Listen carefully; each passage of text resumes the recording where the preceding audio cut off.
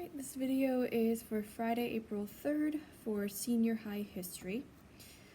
We are looking at pages 379 all the way up to page 384 for our highlights today.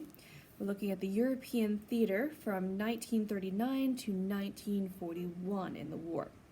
So highlight the header there, Blitzkrieg in Poland. Highlight the German Stuka and Panzer. So the Stuka were the dive bombers, so the planes, and the Panzer were the tank divisions. Now remember that Germany had been building up her army for several years now. The Poles, on the other hand, still used cavalry. They were charging around on horseback trying to fight against these huge German tanks. It didn't end very well for them. In addition to that, the Germans had absolutely no compunctions about bombing civilian areas. So they heavily bombed the cities. Many innocent civilians were killed. And as civilians tried to flee ahead of the Panzer divisions, they were often shot down with machine gun fire. It only took about 4 weeks for Poland to come completely under Nazi control. Meanwhile, as per the treaty between the Soviets and the Germans, Russian troops were invading from the east. So highlights the term Blitzkrieg and its definition. This means lightning war. It was the world's first taste of it, and it would certainly not be the last, as Germany would sweep across most of Europe. Highlight the Russian invasion of Poland. And highlight a little bit further down, the British were faced with war against the Soviet Union for violating Poland from the east. But instead of going to war with the Soviets, as their treaty with Poland obligated them to do, the British chose to ignore it. And this was a decision that was going to very sadly have far-reaching consequences. And again, we mentioned this yesterday, evil prospers when good men fail to do anything. When they just stand back and let it happen, that's when the really bad things happen. Throughout all of this, some 10,000 Polish officers went missing in Soviet hands, and Stalin completely denied all knowledge of them for years into the war, even after he became allied with the rest of the Allies. But eventually came out later that they had machine gunned all of them. So brutal things were happening during this. Neither the Soviets nor the Nazis had any problems with killing civilians. As the Germans marched in, they were killing Jews, imprisoning them, sending them to work camps, and it was just, it was a bad situation overall. So highlight that Polish resistance ended in October 1939, and that Poland was partitioned between Nazi Germany and Communist Russia. Highlight that nearly 7 million Poles perished. Turning the page to 380. And highlight Sitzkrieg in the west. So we had the Blitzkrieg, that was the lightning war. Everything moved so quickly, the conquest happened so fast, that it was as fast as lightning striking. So highlight Sitzkrieg and its definition. This is the sitting down war. And this is because even though war had been declared, it took about 7 months for anything to actually happen. There were no major battles. They were basically just sitting around. The French were sitting behind their Maginot Line, the Germans were sitting behind the Siegfried Line, and the Brits were just kind of sitting on their island. Highlight the invasion of Scandinavia. Highlight the date, April 1940. The Sitzkrieg was finally broken here. Highlight that the Germans launched surprise invasions of Denmark and Norway. The Danes were overcome in a day. Highlight that. The Norwegians fought very hard, but they were overcome eventually as well. Now the Danes were interesting because even though they fell in a day, they actually managed to get out most of their Jewish population before the Nazis even fully swept in.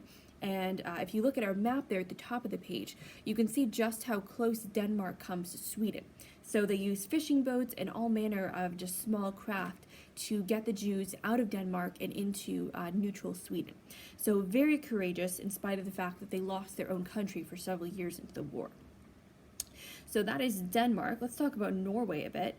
Highlight that the battle for Norway went into May. The only thing that brought about German victory was their superior air force. The Norwegian government of King Haakon VII escaped to London, as did many of the royals and the leaders of Europe as Germany swept through. And a big reason why Norway fell was because of this guy, Vidkun Quisling. And he was a Nazi sympathizer and a straight-up traitor to Norway. He reported Norway's weaknesses and possible invasion sites to the Nazis, and he got his reward as he was installed as a puppet ruler. And Hitler took these countries for iron and natural resources and to help him gain control of the Baltic Sea. Highlight this, the Norwegians courageously resisted the Nazis, and the Danes smuggled hundreds of Danish Jews to safety. So highlight that to help you remember what each of these countries did here. Now highlight the fall of France. Highlight May 10th, 1940. Hitler unleashed his troops on, highlight these countries, France, Luxembourg, Belgium, and the Netherlands. On the next page, top of the first column, highlight that the Netherlands fell in just 4 days. 2 weeks later, highlight that King Leopold of Belgium surrendered himself and his army. Now this was very unexpected. There were those who were very unhappy with him for doing this, but it was a calculated risk. He realized how many of his people were going to die if he did not surrender. So he chose to take that chance of surrender, saving his people's lives. And he was a pretty interesting guy, and you can read more about him if you'd like to. So he surrendered himself and his army to the Germans, and highlight that British and French troops had assembled in northern France, but they were pushed to the coast at, highlight, the port of Dunkirk. Port of Dunkirk. It seemed certain at this point that all of the Allied troops were going to be forced to surrender. But in a courageous effort, the British Royal Air Force, or RAF, make sure you highlight that term and the abbreviation, held off the Germans just long enough for, highlight this, hundreds of British vessels of all kinds, both military and civilian, to ferry more than 300,000 British and French soldiers across the Channel to safety in England. So this was all in all a very courageous effort, very memorable. Many books have been written about it, and now of course movie has been made about it. Sadly though, the French troops were left behind, and many of them actually gave their lives fighting on the back lines to help the British get out. And at this point, these British soldiers, these 300,000 of them, along with some French soldiers, were the last hope of Europe as the Nazis were taking over.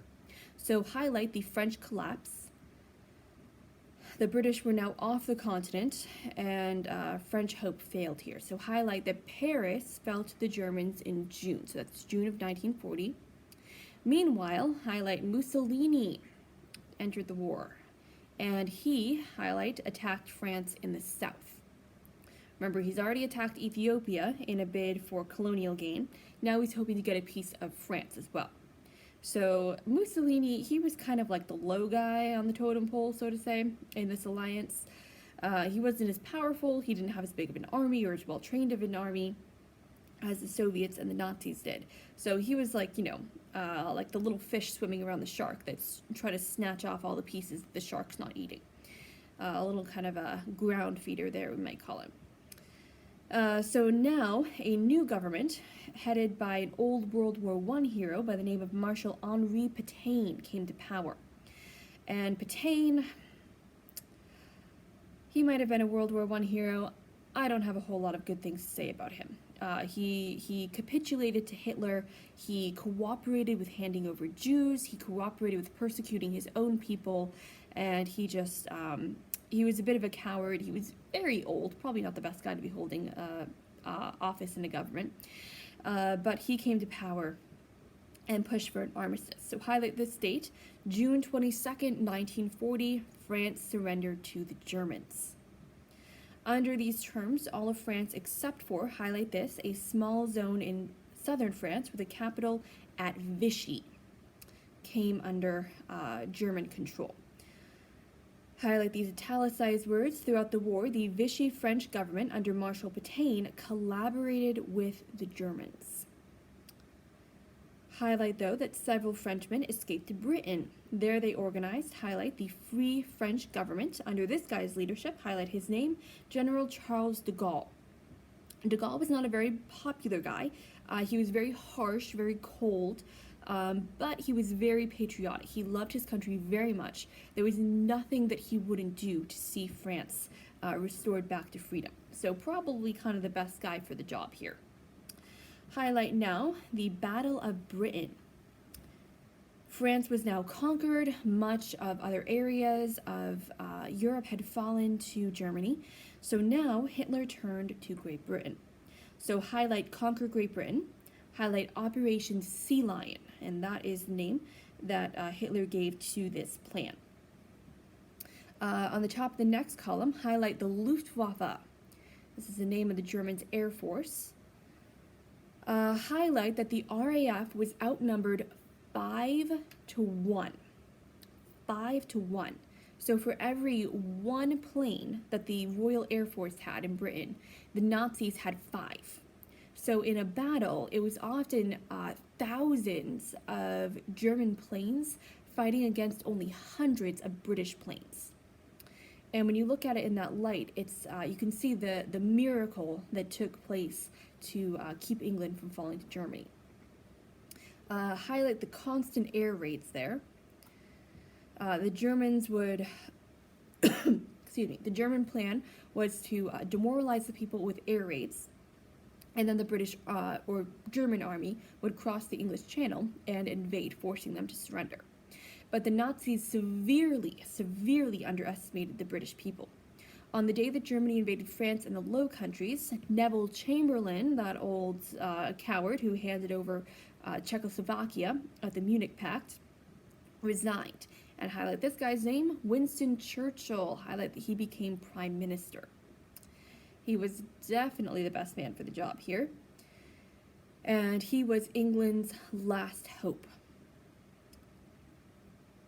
And he made a famous speech about how the British resolve would never be broken, that they would fight on the beaches, they would fight on the hills, and that if the British Empire lasted another 1,000 years, that they would look back and say that this was their finest hour. You can find that finest hour speech online and read all of it there.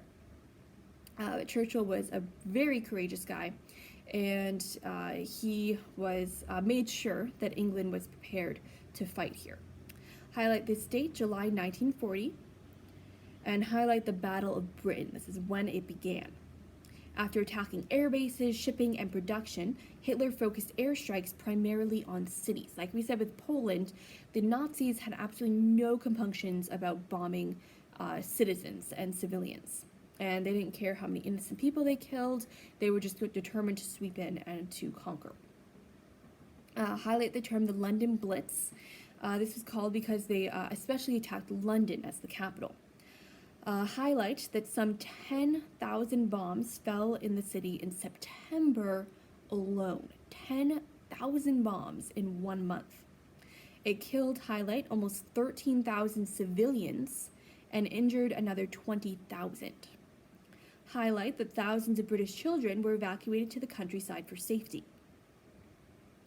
Now, if you've ever read the Chronicles of Narnia or seen any of the movies, you'll note, you might remember the scenes from the beginning of the very first movie where the bombs are falling, they have to run outside to the shelter, and then the kids are sent off to the countryside where they find the closet that leads them off to Narnia. So this is the time period in which the Chronicles of Narnia were written. So they were some of those British children who were sent off to the countryside for safety. Despite the damage that the Luftwaffe inflicted, the RAF continued to fight. Highlight this new invention here, radar. And the RAF were able to turn the tables against the Luftwaffe and destroy, highlight, over 1,700 German planes by November of 1940. And because of these losses, Hitler was forced to postpone Operation Sea Lion indefinitely.